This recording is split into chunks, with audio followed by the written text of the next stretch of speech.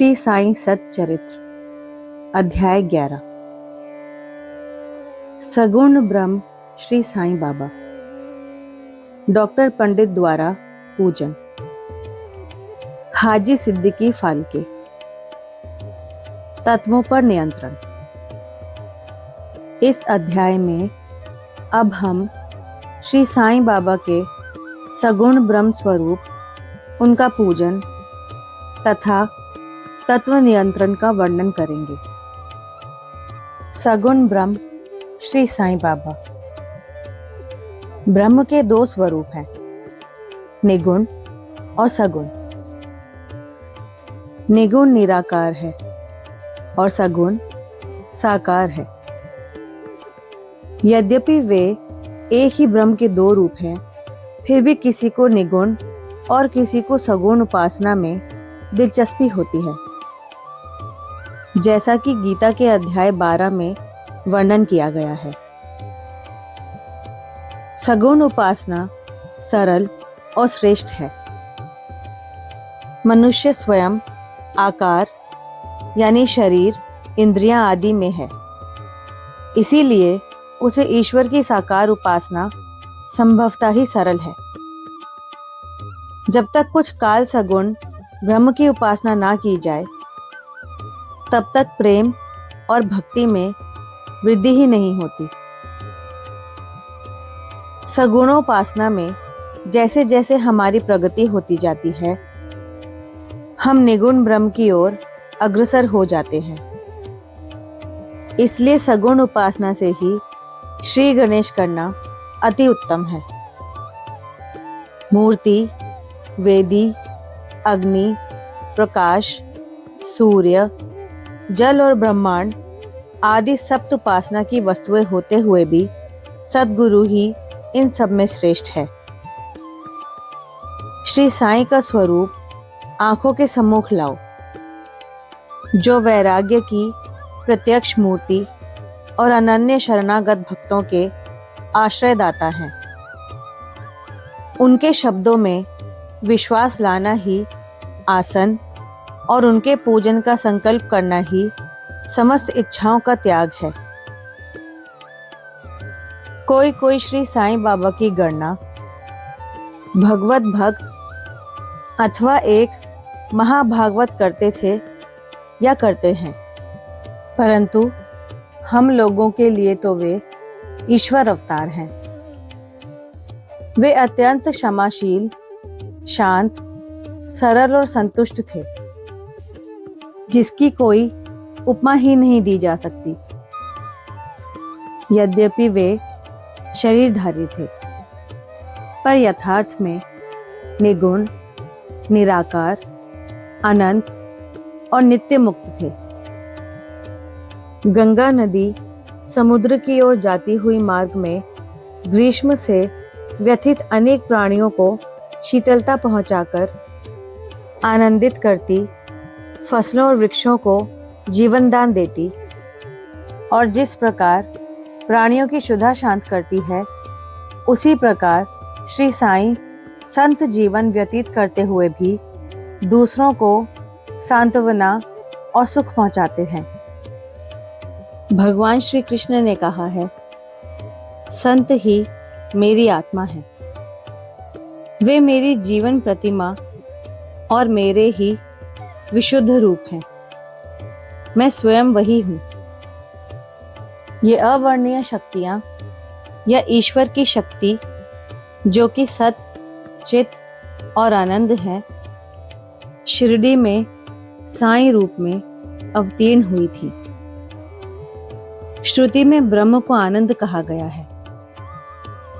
अभी तक यह विषय केवल पुस्तकों में पढ़ते और सुनते थे, परंतु भक्तगण ने शिरडी में इस प्रकार का प्रत्यक्ष आनंद पा लिया है। बाबा सबके आश्रयदाता थे। उन्हें किसी की सहायता की आवश्यकता न थी।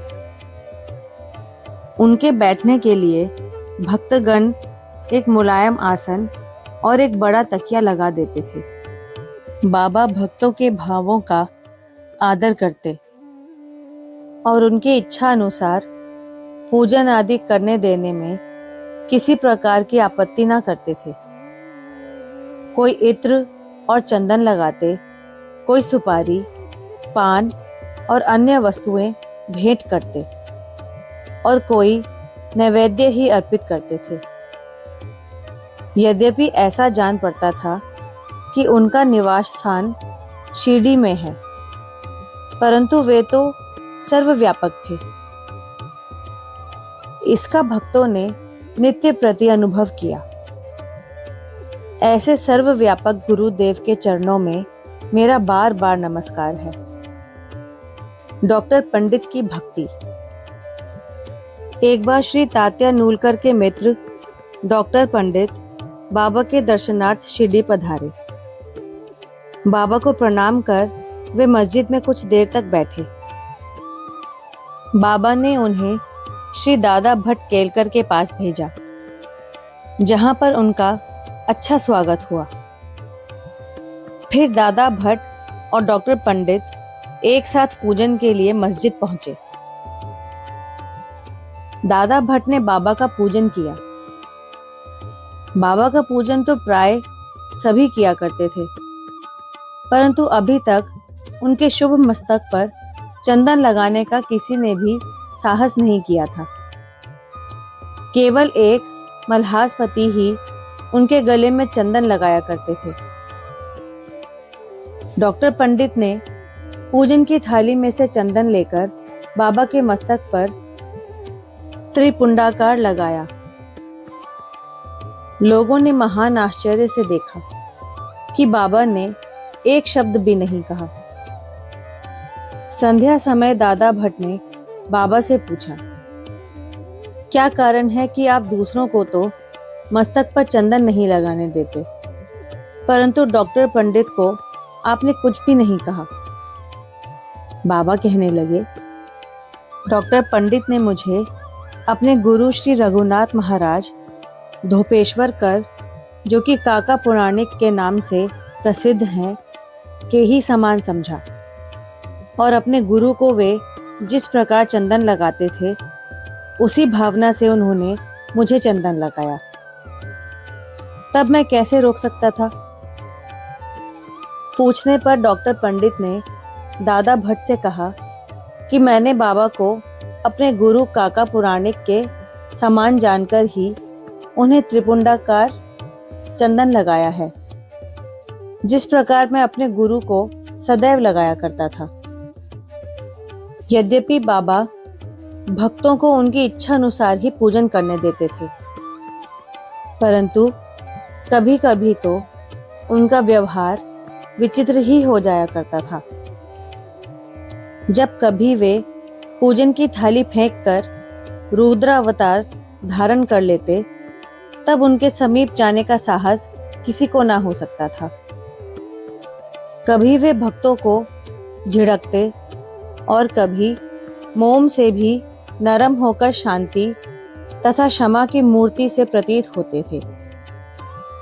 कभी कभी वे क्रोधावस्था में कंपायमान हो जाते और उनके लाल नेत्र चारों ओर घूमने लगते थे, तथापि उनके अनंतकरण में प्रेम और मातृ स्नेह का स्रोत बहा ही करता था। भक्तों को बुलाकर वे कहा करते थे कि उन्हें तो कुछ ज्ञात ही नहीं है कि वे कब उन पर क्रोधित हुए। यदि यह संभव हो कि समुद्र नदियों को लौटा दे, तो वे भक्तों के कल्याण की भी उपेक्षा कर सकते हैं। वे तो भक्तों के समीप ही रहते हैं और जब भक्त उन्हें पुकारते हैं तो वे तुरंत ही उपस्थित हो जाते हैं। वे तो सदा भक्तों के प्रेम के भूखे हैं। हाजी सिद्दीकी फाल्के। ये कोई नहीं कह सकता कि कब श्री साईं बाबा अपने भक्तों को अपना कृपा पात्र बना लेंगे। यह उनकी इच्छा पर निर्भर था। हाजी सिद्दीकी फाल्के की कथा इसी का उदाहरण है। कल्याण निवासी एक यवन, जिनका नाम सिद्दीकी फाल्के था, मक्का शरीफ का हज करने के बाद शिरडी आए। वे चावड़ी में उत्तर की ओर रहने लगे। वे मस्जिद के सामने खुले आंगन में बैठा करते थे। बाबा ने उन्हें 9 माह तक मस्जिद में प्रविष्ट होने की आज्ञा न दी और ना ही मस्जिद की सीढ़ी चढ़ने की। फाल्के बहुत निराश हुए और कुछ निर्णय ना कर सके कि कौन सा उपाय काम में लाएं। लोगों ने उन्हें सलाह दी कि आशा ना त्यागो। श्यामा श्री साईं बाबा के अंतरंग भक्त हैं। तुम उनके ही द्वारा बाबा के पास पहुंचने का प्रयत्न करो। जिस प्रकार भगवान शंकर के पास पहुंचने के लिए नंदी के पास जाना आवश्यक होता है, उसी प्रकार बाबा के पास भी श्यामा के ही द्वार पहुंचना चाहिए। फाल्के को यह विचार उचित प्रतीत हुआ और उन्होंने श्यामा से सहायता की प्रार्थना की।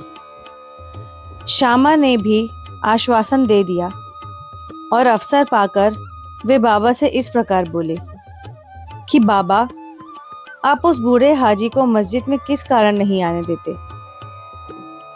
अनेक भक्त स्वेच्छा पूर्वक आपके दर्शन को आया जाया करते हैं। कम से कम एक बार तो उसे आशीष दे दो। बाबा बोले, श्यामा, तुम अभी नादान हो। यदि फकीर नहीं आने देता है तो मैं क्या करूं? उनकी कृपा के बिना कोई भी मस्जिद की सीढ़ियां नहीं चढ़ सकता। अच्छा, तुम उससे पूछ आओ कि क्या वह 12वीं कुएं की निचली पगडंडी पर आने को सहमत है। श्यामा स्वीकारात्मक उत्तर लेके पहुंचे। फिर बाबा ने पुनः श्यामा से कहा कि उससे फिर पूछो कि क्या वह मुझे 4 किश्तों में 40,000 रुपए देने को तैयार है। फिर श्यामा उत्तर लेकर लौटे कि आप कहें तो मैं 40 लाख रुपए देने को तैयार हूं। मैं मस्जिद में एक बकरा हलाल करने वाला हूं। उससे पूछो कि उसे क्या रुचिकर होगा, बकरे का मांस, नाद या अंडकोश। श्यामा यह उत्तर लेके लौटे कि यदि बाबा के भोजन पात्र में से एक ग्रास भी मिल जाए तो हाजी अपने को सौभाग्यशाली समझेगा। यह उत्तर पाकर बाबा उत्तेजित हो गए और उन्होंने अपने हाथ से मिट्टी के पानी की गागर उठाकर फेंक दी और अपनी कफनी उठाए हुए सीधे हाजी के पास पहुंचे। वे उनसे कहने लगे कि व्यर्थ ही नमाज क्यों पढ़ते हो, अपनी श्रेष्ठता का प्रदर्शन क्यों करते हो।